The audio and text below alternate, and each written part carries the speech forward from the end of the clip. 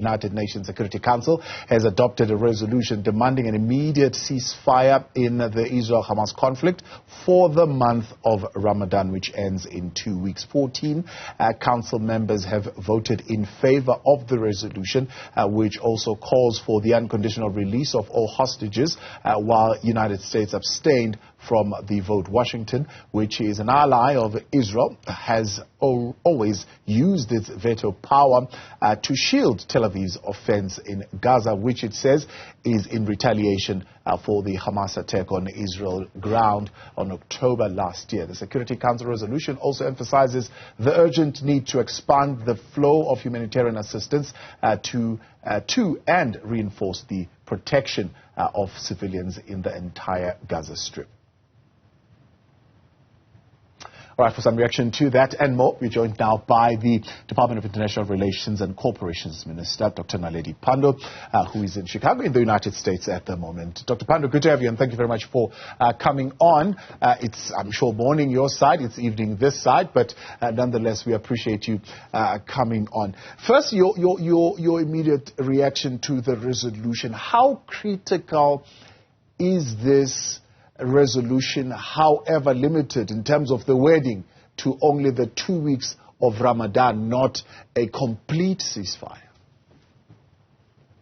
Well, thank you very much. I think that the Security Council has struggled for some time to frame a consensus resolution calling for a ceasefire. So the fact that we now have a resolution which had the majority of support of the Security Council, I think is a very important first step. But I believe it is early days. We welcome the resolution, especially the fact that none of the permanent members vetoed it. So we are now looking forward to action on the basis of the resolution, and particularly those aspects that refer to a permanent ceasefire and negotiations to end this conflict as soon as possible. How different do you think this is compared to what you went to the ICJ for? Because in essence, it's a kind of similar outcome that you wanted to get, a ceasefire, allow humanitarian aid to come into Gaza. That, of course, was flatly ignored. How different would a UN Security Council resolution be treated compared to what you got out of the court? Well, once the Security Council makes a decision of this kind, then essentially the parties that are involved in the conflict are required to respond in terms of the UN prescripts. And should they not do so, the Security Council has to consider measures it would take to ensure adherence to the resolution. So the fact of a Security Council decision on the matter of a ceasefire is extremely important.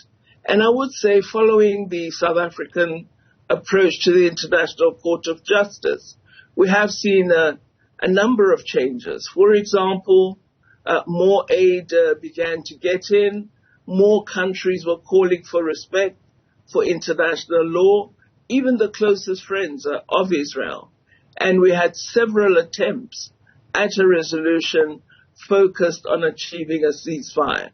So I think the South African action has achieved positive responses, and we need to affirm the step that was taken by South Africa as part of the overall actions of the international community to, in an effort to stop the conflict, the war on the people of Palestine, and to end this terrible situation once and for all.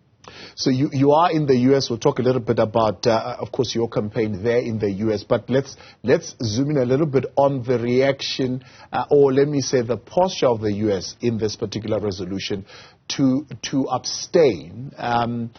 Does it, in a sense, represent a change in terms of relationships between the U.S. and Tel Aviv?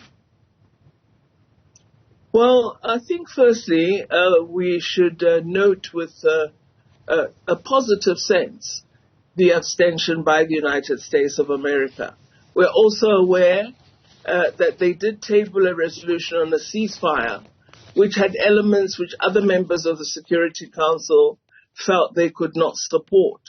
But the fact of the United States introducing such a resolution points to the very matters I've raised with respect to a reaction to the important step taken by the Republic of South Africa.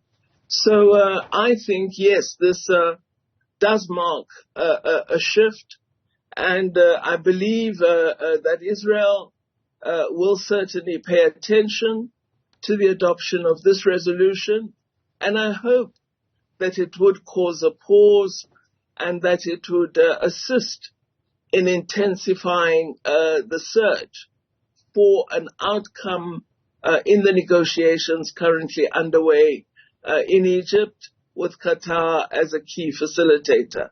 So I'm hopeful that this resolution will be a spur to greater action for peace.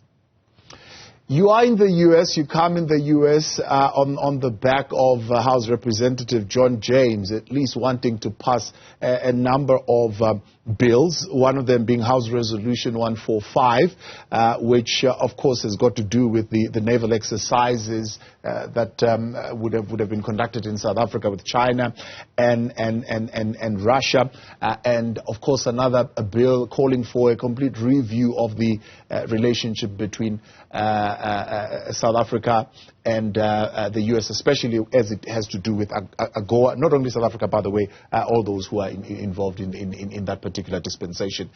Do you think, while you are there, and the fact that there are these overtones that are happening, affect in any way your message and what you're trying to achieve in your visit? Well, what I have met in the United States of America is a strong sentiment for an end to this war in Gaza. Hundreds of people I've met are really appalled at the scenes that we've seen in the media, at the harm that has occurred, and I think you would be aware of these sentiments having observed protest in the United States of America. We have met a range of individuals, legislators, persons leading civil society organizations, former leaders of the International Solidarity Campaign against apartheid, academics, students, think tanks. So it's a wide remit of leaders that we've spoken to. Firstly, to affirm our belief that we have a very positive relationship with the United States of America, which we would want to continue, and also to indicate that our stance on the cause of the people of Palestine links very solidly to our belief that human rights are rights that should be enjoyed by all, and also linked to historic solidarity that has existed between the liberation movements and the people of Palestine, and that our position in no way seeks to be a negative toward the United States of America. We believe all of us have a right to hold our various perspectives on foreign policy issues, but that does not and should not render us hostile to each other. A number of public representatives do agree. Some participated in the initial debate on the bill you've referred to on review of relations with South Africa, and several of the speakers affirmed this relationship between the two countries and really felt that the legislation was unwarranted and should not be proceeded with. So we await the outcome. I tried to meet the representative that you've referred to, the congressman. Unfortunately, he did not grant me the opportunity of an appointment with him, but I did meet senior members and the chair of the Foreign Relations Committee, as well as the chair of the Africa Subcommittee of Foreign Relations. So I'm confident that with the influential voices I have spoken to in the United States, there is an understanding of South Africa's commitment to the partnership that we have with America. Yeah. So, Minister, you're saying a majority of I suppose those you'd have met with, I don't know whether it would reflect a majority of representatives in that House, that they feel, I mean, in the words of John James, you are conducting military exercises with our enemies, basically, and then you're coming to us and saying, we must give you aid. They're saying, surely it cannot be. Are you saying a majority of those that you've met with, and maybe even in that House, would not agree with that sentiment that is raised by John James? Indeed, because military exercises are carried out by countries, not against a particular country.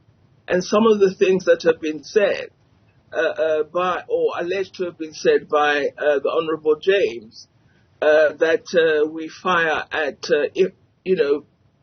images or caricatures of United States soldiers when we have military drills with other countries. I think this is so painfully untrue that really I don't think it's worthy of commentary. My task is to assert and communicate the policy positions of the Republic of South Africa. There has been no point at which the Republic of South Africa has taken an action that intends hostility toward the United States of America. And no one here was able to point to an action that they regard as directly directed toward the United States of America. They understood, as a sovereign nation, we have a foreign policy that we implement and act upon, not with the intention to harm another country. And it was clear South Africa really would not take on a purpose of harming a country such as the United States of America. They don't see, maybe even in the minute of degrees, it being hostile, that you would accept military exercises from China and Russia, but decline U.S.-led exercises. I don't recall South Africa declining exercises with the United States military. As far as I'm aware, our forces have very good relations, including our security organs in the intelligence and other sectors. So I'm unaware of a refusal by South Africa to engage in that manner. So just for your benefit, I mean, as far as the report that I'm reading, invitations to participate in exercises Obangame Express 23, Cutlass Express 23 were extended to South Africa, and apparently those U.S.-led exercises were declined. I think you should question the Minister of Defense on those. Because I would not have the reasons. It may very well be that it did not suit the Defense Force at the time. So should you wish to probe that further, I believe that would be a good office for you to approach. But from my perspective, my country, South Africa, and our foreign policy have no intention to create a hostile relationship with the United States of America.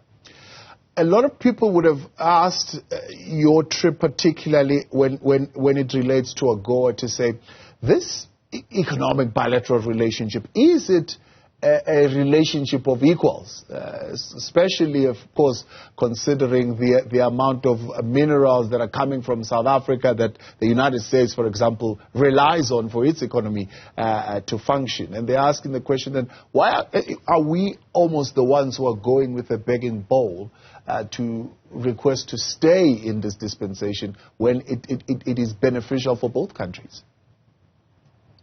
Well, I'm not carrying a begging bowl. You can see my hands are wide open in friendship. But it's important to also state that America is our third largest trading partner.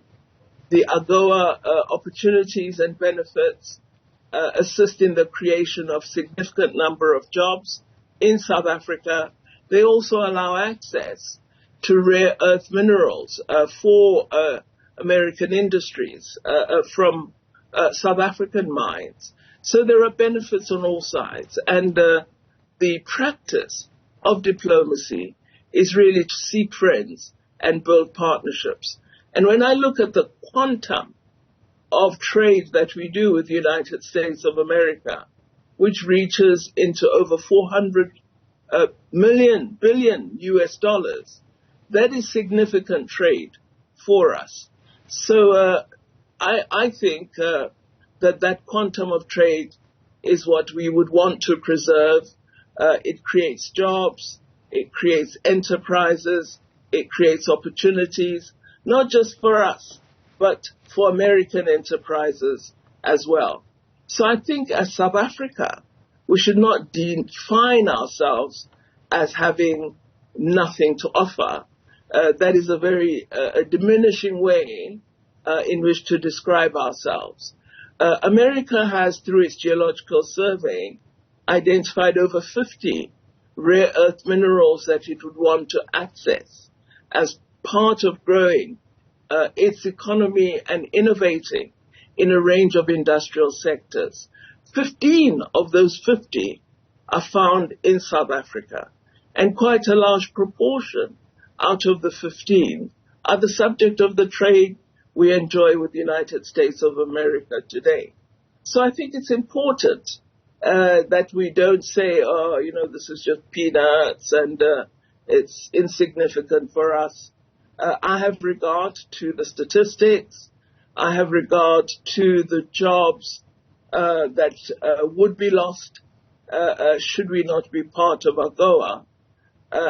So it is important as a responsible government that we ensure that we retain the positive relationship and opportunity for our economy. And finally, Minister, we're letting you go. Is there enough sense from you that there is enough collaboration between countries to be able to guarantee a longer-lasting ceasefire in the Gaza Strip? Well, I think time is going to tell in a very short while. I can't speak to guarantees. I'm not in the Security Council. I understand the three African countries that are non-permanent members worked very well with others to craft the resolution. So I think let's have hope and let's continue to engage other world leaders to persuade that we should act in support of the resolution and that ways should be found to implement it, because our purpose is to end the loss of life. Minister, I appreciate your time. Thank you very much for coming on.